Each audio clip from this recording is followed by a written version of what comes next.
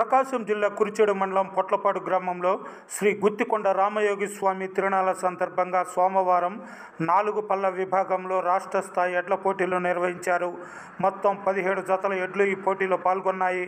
పోటీలను ఆలయ ధర్మకర్త నుసుం గోవిందరెడ్డి, బహుమతి దాతలు ఆవుల వెంకటరెడ్డి, పోతిరెడ్డి వెంకటరామిరెడ్డి, మారం వెంకట సుబ్బారెడ్డిలు ప్రత్యేక పూజలు నిర్వహించి పోటీలు ప్రారంభించారు. పోటీలో పాల్గొనే రైతులకు కమిటీ వారు భోజన వసతిని ఏర్పాటు చేశారు. గోవిందరెడ్డి గారు తండ్రి హనుమంతారెడ్డి గారు కార్యక్రమాలు ప్రారంభించడం